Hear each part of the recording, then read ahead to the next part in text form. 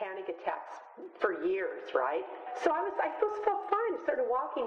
We walk up this hill. All of a sudden, the whole world started blacking out. I was so embarrassed and scared. I stood there and just did some deep breathing. It came out of the blue. I thought about it myself, and I didn't understand it. And I didn't understand that that's what I was going through as well. I thought I just had these fears, and I just was like frozen. And I could move forward, and I didn't understand why I could move forward, but, like, for instance, maybe I had a job where I would just stand outside work. Almost they can't go out to work.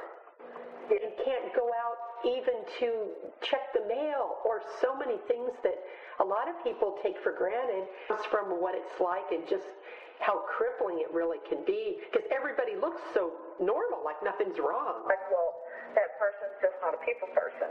And what's really what it is that they're just, they have fears of the public, and so they tend to stay indoors, or they won't go to certain functions. I had the interview, and I didn't go through it. And when it came down to going in, I did not do so. And then after a while, I was down at my watch, and it was just too late to go to the interview. My breathing will become shallow, and I'll start feeling sweaty. I will just break out into a sweat. My own little world deal with what I'm experiencing on the outside. Because I know that I need to do this, and that way I can move forward in life. I can have my own place, and those things, and even good things can be overwhelming. You're not going to die. You're not going to pass out. Just wait it out that it would come out on the other end, and then it did. Yeah, that fear becomes a fear. Yeah, well, you just completely start to avoid those type of situations.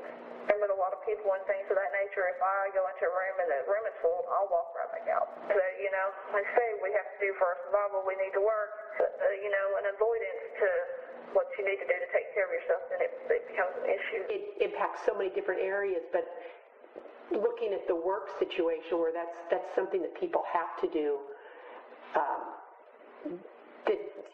it's so helpful to find out ways that how others have been able to overcome that. Yeah, I'm learning different techniques in therapy as far as I wear a bracelet. It's a cloth bracelet, and when I tend to feel a little panicky, I can touch that bracelet. And I feel the texture of that bracelet, and just concentrating on that calms down my breathing and things of that nature. And I begin to be able to move forward with what I have to do. Kind of object or thing like that can just help calm you. Like, for instance, when I am in therapy, I have a rock that she hands me, and it's spelled, the word hope is spelled on it. And it's carved in, and I can feel those ridges, and it calms me as we're talking about issues that may be difficult to bring up. Dropped some resumes off to a few businesses that were all lined up together, and I was out in the parking lot, and I was really nervous about it, and I was considering just turning around and walking off. And as, for example, the bracelet that I wear now, I felt of it, and I kind of tried to think of a peaceful place. For me, it's like the railroad track. So I pictured myself there, and as I calmed down, I walked on into the building, spoke with the man, handed him my resume, and went to the next building. Which each building I went to, I would continue to do that.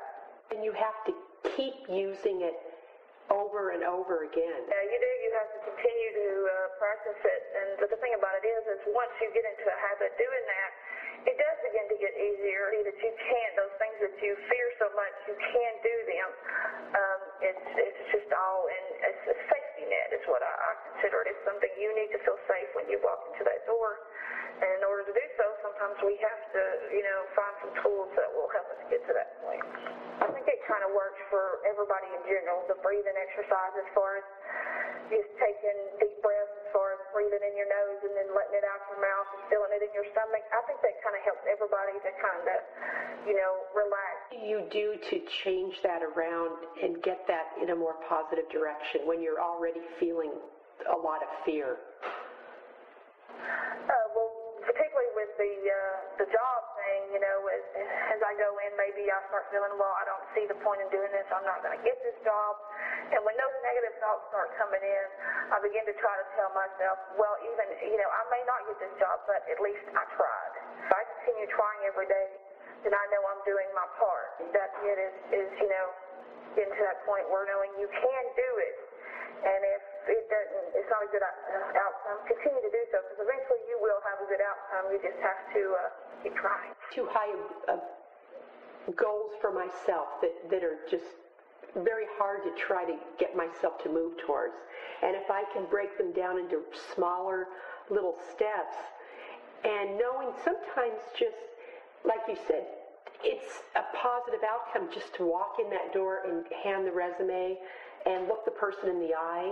It does have to break it down, because if I look at the whole picture, I kind of begin to panic myself, and I become overwhelmed with everything because I feel like I have to do it all at once. I don't think I can do this today, but I can do this for 10 minutes. I'll get myself to do it for 10 minutes. And then if I do it, then I can feel good about that. We tend to measure ourselves with other people, and I think that's one of the biggest mistakes that we can do, and it harms us as far as we look at somebody else and we say, well, they're so much ahead of us. And I think that as individuals, we have to respect ourselves and who we are and where we are at with things, and know that each individual is different, and that's okay. And out the door in the morning, and if I tend to look at everything before I step out that door and think, okay, I have to find that job today, then my day it's not as good as it could be as if I just say, okay, I got to step out the door, go from there, and we'll see how it goes. And sometimes there's things that we just can't do, and if we can't do them, that's okay. Yeah. We tend to be too hard on ourselves. Yeah. Oh, isn't that the truth? What do you tell yourself when those really rough days, when you get up and you just are terrified to go out that door?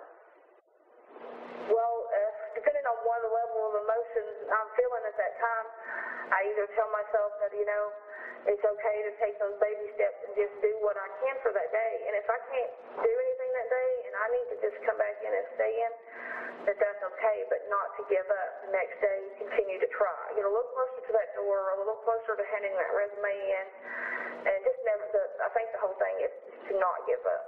It's helpful that other people could say. Yeah, having a positive reinforcement and support is very important. Like you had said, just someone to smile at you and say, okay, you're going to be okay. Keep trying. Don't give up. Hang in there. Things like that. Or I'm proud of you for trying. Those words are important to hear. They give that person courage for the next day. People thinking that we're helping, but not understanding where they're coming from. Body and the mind are so connected that you just become overcome with it. It's a big battle to fight, feeling within your body, and that's a whole different beast to overcome. Oh yeah, it is.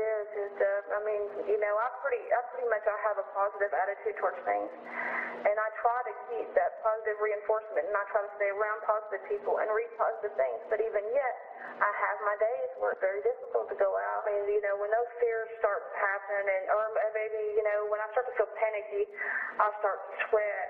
And I think they can notice it. When 9 out of 10 times, most of the time, they don't realize that I'm in panic. But I think that they can see the sweat. They can see me shaking because I feel those things on the inside. Yeah. Oh, I'm shaking, I'm sweating.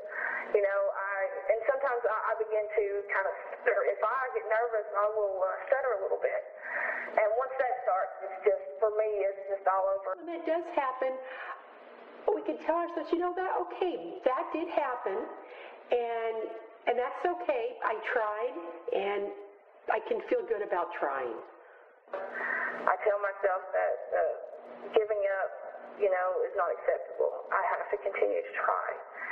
That maybe, it didn't work out to my good that day, but I will try the next day. And there's nothing wrong with taking a time out from life, right. Is there? No, there's times that I have to take some time out and just get out to myself and, recollect my thoughts and kind of see where I'm at with my emotions and things. The term you use, self-regulate, and get yourself regulated again. And then when you feel ready, take another small step. Right, it's important. Those steps, they lead up to those goals that we want. I think, unfortunately, society presents itself as that, we have to have everything at once, and that's not the case. We don't have to, keep up with somebody else. If we do what we can do, then I think that that's a heard you talk and say before that if you could have one wish, it would be for everyone to have a heart of hope. Could you talk a little bit more about that and what a heart of hope means to you? For me, a heart of hope, it's my faith. It's what I live off of. It keeps me alive because I have the hope that one day, I am going to have the things that I want as far as, a career and things of that nature, and I hold on to that hope. I think that we can find that hope in other people when we can't find it within ourselves, that if we reach out and let somebody else hope for us at times, that's okay. And that's what I do sometimes when I just feel that I'm just losing my hope and I want to give up. I reach out to other people. And that's where, I was talking about sometimes it can just be nothing else, somebody smiling at you or saying, I'm proud of you, you did this. That's where I find my hope. It's important that we hang on to that.